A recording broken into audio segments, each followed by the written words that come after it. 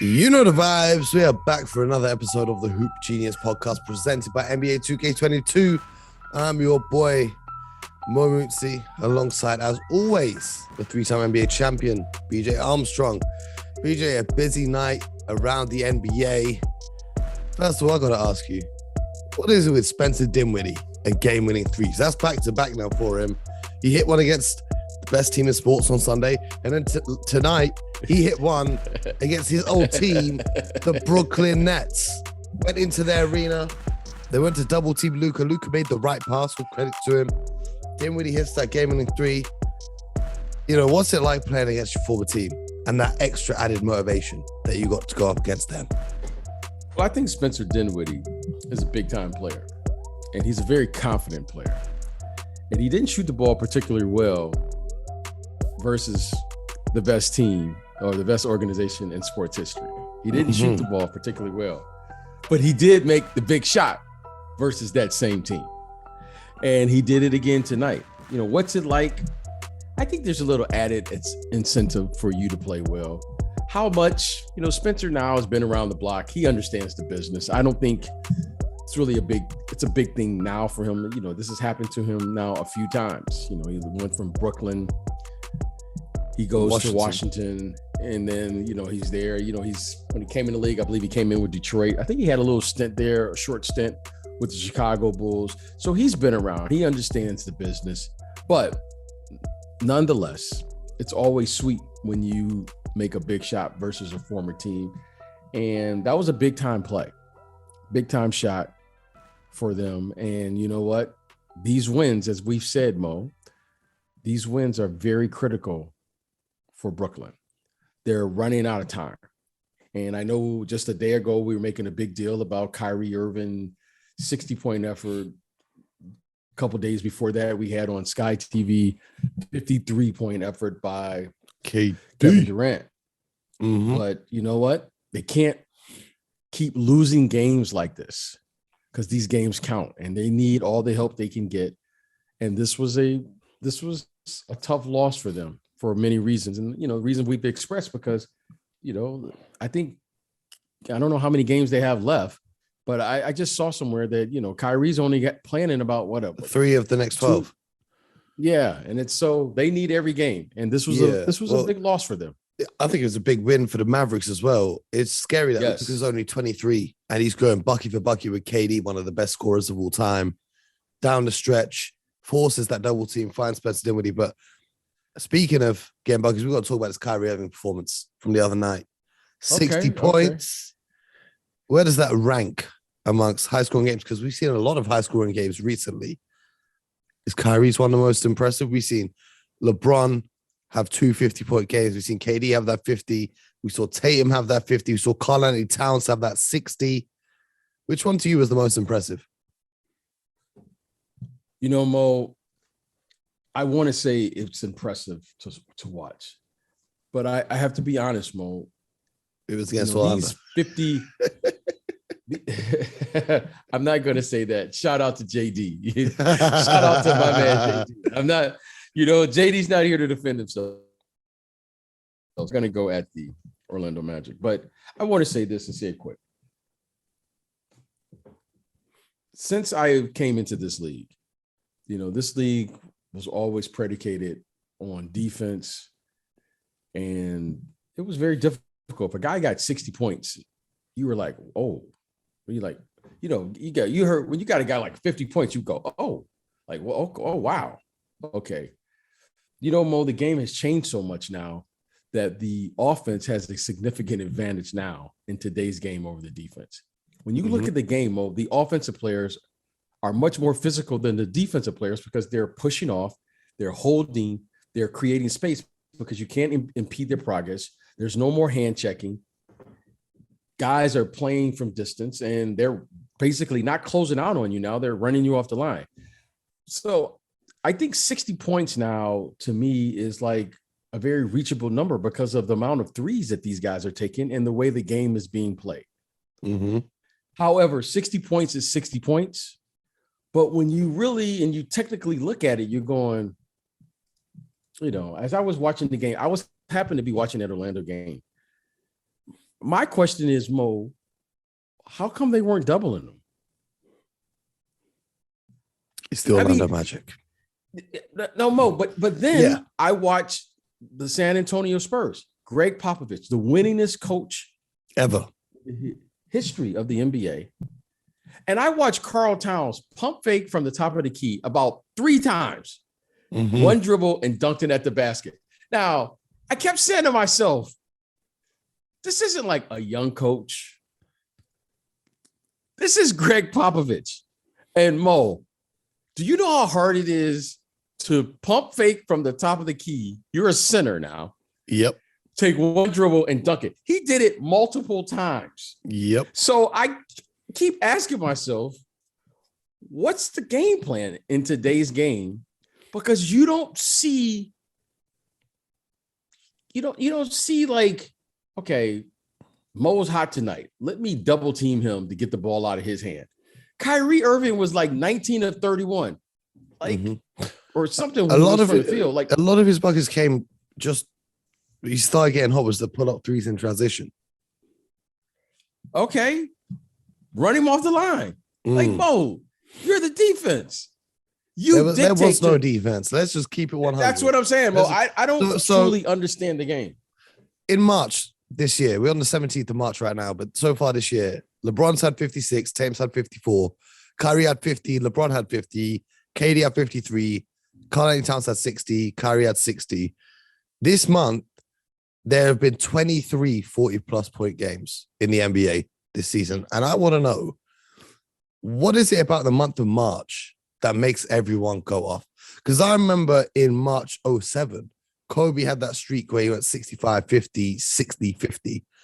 And if you look through NBA history, disproportionate amount of 50-point games happen in March. LeBron had his career high in March. Shaq had his career high in March. Wilt Chamberlain's 100-point game happened in March. Larry Bird had his career high in March.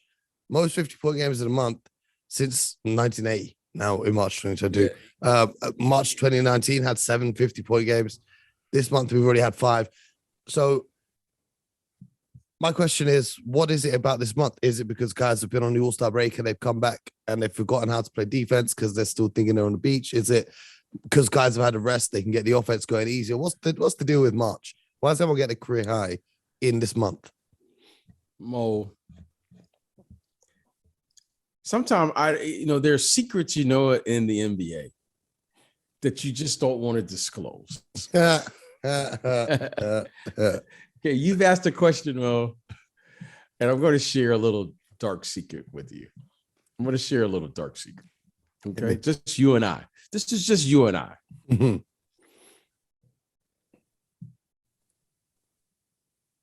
All of the players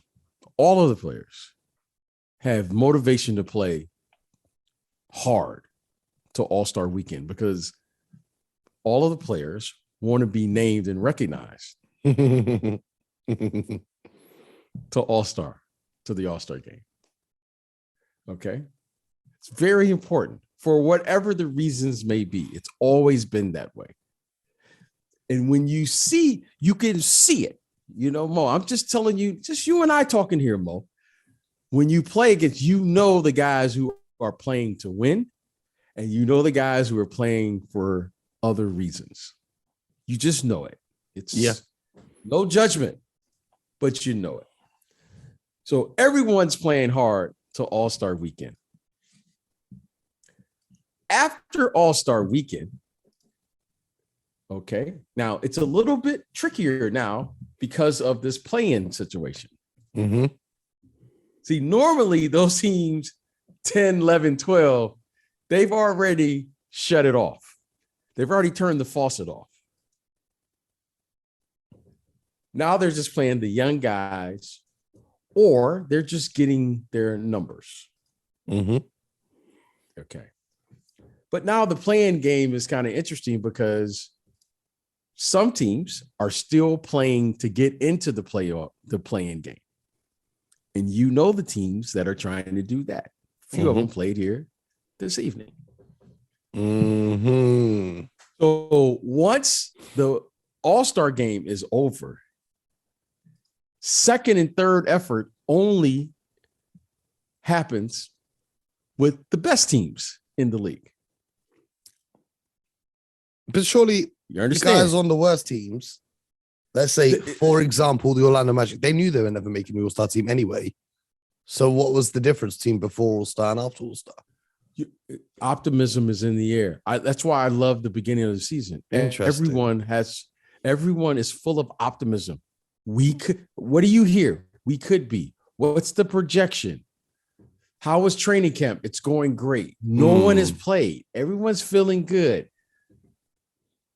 Everything is good. I love the first day of training camp because everyone has all of this optimism about what the season could be. After the All-Star break, reality has set in. For some, they've mentally checked out. For some, you start to take a look at the young players. There's a little slippage in practice. Mm-hmm. There's a little slippage in execution. But when you have something to play for, you're still sharp and you're getting sharper. I feel you. Okay, you have 18 games left. Let's say you have, Mo, you and I, let's say we're playing on a, 25 and let's say we're 15, 20 games under 500 right now. No, God forbid. But okay. Okay. So Mo, you're like, okay, I'm not going into play-in game. I'm not going to the playoffs. And I got 15 games. So what you playing for? Your contract. Okay. You just got a 3-year extension last year. So what you playing for? Oh. Yeah, I hear you. You follow it, okay. I can see this why is why they call it professional. This is why they call it professional basketball. See, you have to, the guys who are professionals, and it. No judgment here. I got no judgment. I'm not saying it's right, wrong, or indifferent. Mo, you're playing 82 games. Yeah. Every day you have to find a way to be at your very best. Yeah. That's a pro. Under no circumstances. And Mo, when I got traded from good teams, I said, because I never thought about this when I was on the good teams. When I weren't on the good teams, I said, okay. That is very interesting. Okay. And that's just what it is. The pros, this is why I respect the pros, because the pros are the guys who are continuing to play hard regardless of the situation. That's why I always look for good players on bad teams, because there are many good players on bad teams. There are some guys who don't understand the habit. Some guys come in the league and have never been on a winning team. Just like you develop winning habits, you develop losing habits. Some guys just don't know. It's not that they think they're playing hard, but they just don't know they're playing hard. This is why you can never give up on a kid. This is why you continue to always protect your environment. But more importantly, this is why you need veterans on your team. Facts. Because the veterans are the guys who will hold each other accountable. Hey, man, there was a loose ball here. You know who can get it and you know who can't. Well, speaking of veterans making that kind of impact, one thing I've loved watching this season is the culture of the Minnesota Timberwolves be impacted by Patrick Beverley. And last night in that game against the Lakers, I don't know if you saw it, but I saw it. Was crazy. Talking trash to LeBron, talking trash to Russ. Man, if you haven't watched it yet, you guys are home, I would advise watching the game. It was very interesting seeing LeBron James, first of all, be on the receiving end of some trash talk from Patrick Beverley after he's just collecting offensive rebounds, getting steals. Timberwolves are making shots. Anthony Edwards is cooking on LeBron. It was interesting to watch Russell Westbrook air balls, and Karl-Anthony Towns is looking around the room to find where the window is left open, see why the breeze was caused. Man, it was so disrespectful from the Timberwolves. But at the same time, if you're winning, you do you. You know what I mean? AJ, what are your thoughts? What are your thoughts on the Timberwolves, but also, I know you hate talking about it, but the Lakers? Okay. Here's the thing. If you're going to give it out, you better be able to take it. Mm-hmm. That's it. That's it. That's how this league works. What goes around comes around. If you stay around long enough, you're going to get dunked on. If you stay around long enough, someone's going to give you 50. It's going to happen. Yep. Okay? It's going to happen. Now, if you were one of those talkers,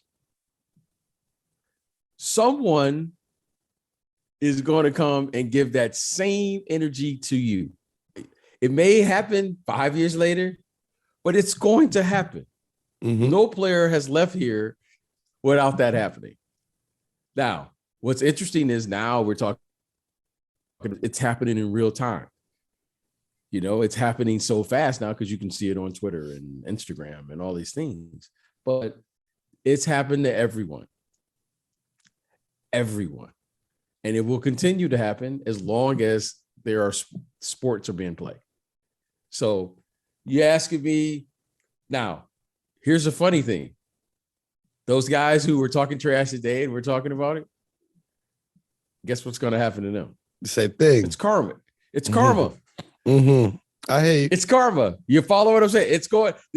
This is why you should respect the game, because it's no fun when you get old and it happens to you. And Mo, listen,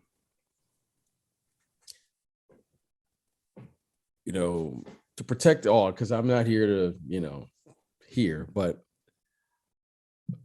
I've been a part of some of the things I'm not happy in my career. When I say happy, some things I did because, you were just there in the moment. Mm-hmm. And I didn't know better. It happened very early in my career.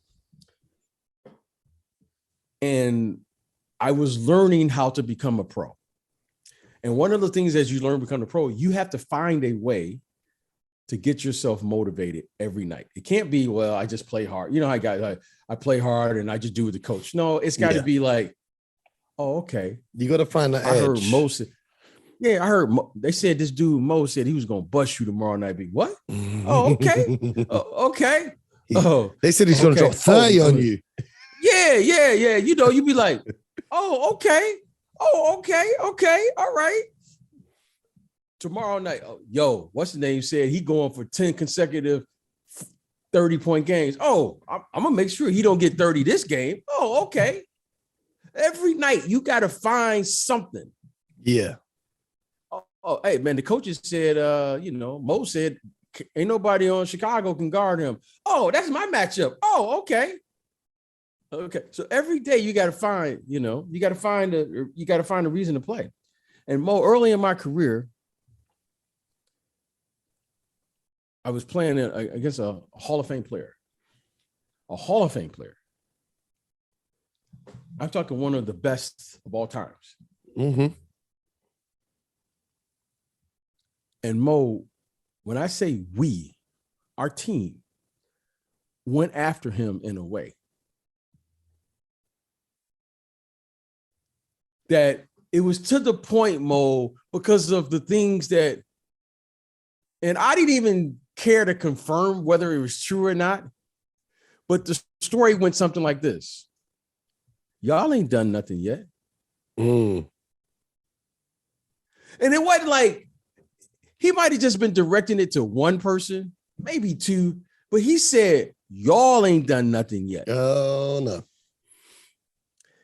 And Mo, our team went after this guy.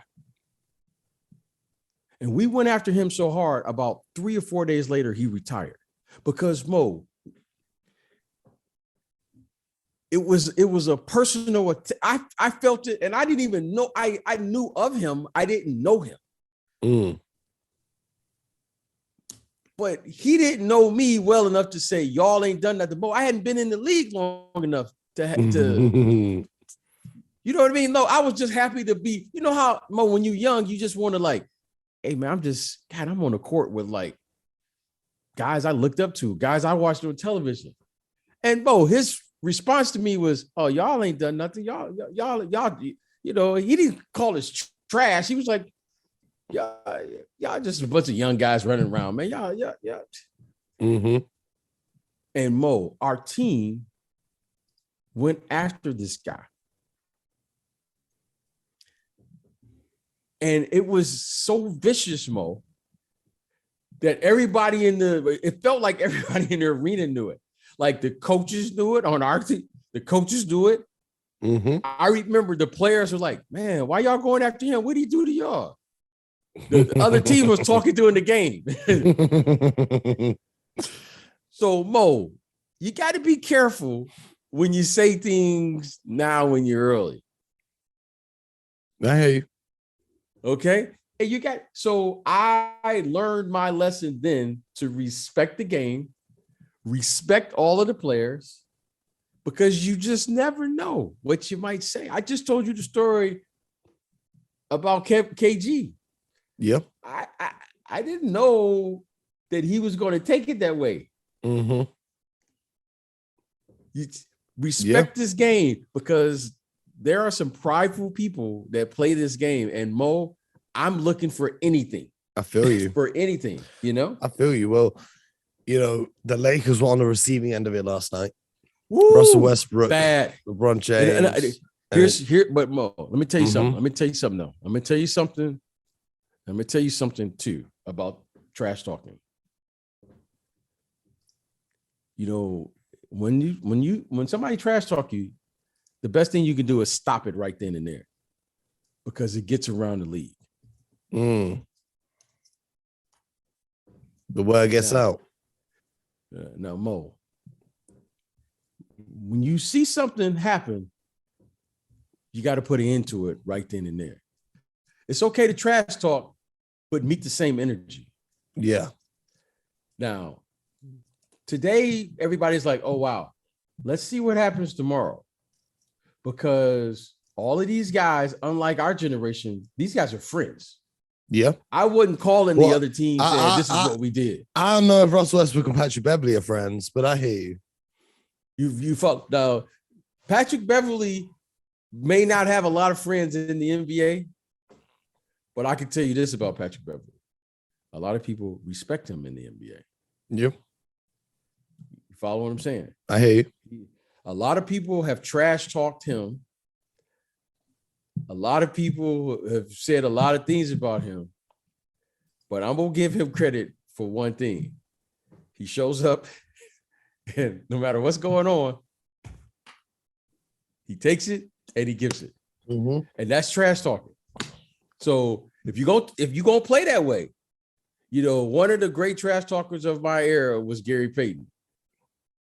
But you know what I always respected about Gary Payton? Is he could take it. You have to. You have to be able to. Like, that's, you know, he did this on this any player, level. This player, the one who retired, you're talking about. No, this particular player here, he doesn't get a lot of hype, or he doesn't get people don't talk about him. Larry Bird was one of the greatest trash talkers I've ever heard. 100%. 100%. He's one of the best. He's one of the best I've ever heard, I've ever seen. Okay. But you better be able to back that up, and you better be able to take it. You better be able to take it, because guys remember. Guys remember when you talk trash. I feel you. But that's part of it. The Lakers currently now sit at 9th, 29-40 is their record. Wow. And I had a look at their remaining schedule. They have the second hardest schedule remaining in the entire NBA. Wow. The Pelicans, who are one place below them in the standings, have the 25th hardest schedule in the entire NBA. And the Portland Trailblazers, who are one place below them, have the easiest remaining schedule. There is a possibility here that if the Lakers continue to play like this, because they were down bad once again, they could be out of the play-in picture. So it's going to be an exciting, it's going to be an exciting close to the season. They need to fix up real fast. I just, I caught all the games last night, but I just wanted to know your thoughts on the Golden State game, BJ. Yeah, unfortunately, I didn't watch the entirety of this game, but unfortunately, Steph Curry got hurt. Mm. Okay, and that's again, I'm concerned about teams when The we start Warriors, saying, the Warriors can't find luck. You know what I'm saying? well, They can't all be healthy at the same time now. well, they can't listen. This is what happens when you get older. This is just look. He's what 32, 33 now. Yep. He's 33. Turned 34. It was his birthday. Okay, Clay is coming back, and I know everyone's excited. I'm excited for Clay, but I can't expect him to consistently be that Clay prior to those significant injuries that he's had. Like, I love it when he gives you a glimpse because you're saying, okay, he had 38 the other night. I was like, okay. But then you'll see him another night and, you'll be okay. He's just getting his legs back under him, literally. Mm-hmm. Draymond has missed a significant amount of time. And I know it's easy for us to say, oh, when he comes back, but when you're in your 30s, Mo, you don't bounce back like you did when you were 20 years old. And for these guys, the most important thing for them is to be healthy and be able to catch a rhythm. Now, Mo, this is really going to hurt them if Steph Curry is going to be out because they can't catch a rhythm, Mo. Like, you can't keep coming in and out. And as you get older, Mo, it gets harder and harder because your recovery time is not as good as it once was. Yeah, especially this close to the playoffs now for Steph. Yes, it's just that's what it very is. sad to see. And everyone gets, look, and I get it. Everyone's talking about, oh, we can't wait to get this guy back. Well, when you're in your 30s, Mo, it just doesn't happen. Now, I hope Steph is okay. Fingers crossed. Yeah, fingers. I really do. It was a loose ball. Marcus. He dived on the ball, and unfortunately, Steph was there. It was just there. Listen, that happens. So I hope he's okay. But again, the Warriors need time on the floor to catch a rhythm. They need to catch a rhythm, and they haven't caught that. Would you know who caught a rhythm on the defensive end? The Time Lord with 4 blocks. Just thought I'd let you know. And there was actually one play that really made me smile. I think it was Jordan Poole went into the paint. He saw the Time Lord coming across to help, and he just simply dribbled back out to the 3-point line. I loved it. Mo, can I say something? Of course. In all seriousness about the Time Lord. About the Boston First team all NBA. Oh, sorry. Yeah, continue. What are they? 42 and 28 now. Well, they're in like 4th place now, right? Yeah. Just secure. Lost. If they keep it like this, they're gonna have home court for the first round. Over the last 30 games, Mo. Okay. Mm-hmm. I want to say this. Over the last 30 games, I think they've been the best team in the league. I agree. Over the last 30 games. That defense, they're deep, Mo, defensively now, they're one of the better teams in the entire NBA. Mm-hmm. And they have a defense where literally I understand why they play positionless basketball on the defensive end, because all 5 of those guys can switch. Some of these teams that switch, I don't understand why they're switching. Like Clint Capella and Trae Young. Like, why are they switching? That doesn't make sense to me. But Marcus Smart and Al Horford, okay, I understand. Like, it doesn't really matter. Yep. They have one of the elite starting 5 defensive teams in the entire in the NBA. And I'm going to tell you something. They're heading into the playoffs, Mo, and teams better watch out for this team. Because defensively, they can really get after you. And I just want to say that because no one's really talking about them, but quietly, Mo, they've been not one of the best. Listen to what I'm saying. They've been the best team in the league over the last 30 games or so. Mm-hmm. I got to give them credit. I'm going to give the coaching staff credit. I'm going to give those players credit because they're playing a really, really nice brand of basketball. And now, Mo, tonight, they go out on the road. They take care of their business. And I'm going to say this, Mo, they're the best defensive team in the entire NBA. You ain't gonna tell me. I've been telling you, we're on the way to the finals, baby. But we're also on the way to another episode of the Hoop Genius podcast tomorrow, where we're gonna be answering your questions. So make sure you tune in. Oh, you know what time it is. You know what, Mo? This is my favorite. You know what? I love this. Mm-hmm. This is I need like 3 hours. I just want to answer everyone's questions. Bro, for real. Because we got some good ones to get into. Real, Mo, that's my favorite thing is when, you know what, because these fans, our family, we don't even call them fans, our family, they ask some of the most sophisticated questions ever. That's right. So send them in, let's get to them, and let's get after it. No doubt. We're going to catch up with you guys tomorrow. We appreciate you listening. And until next time, get buckets.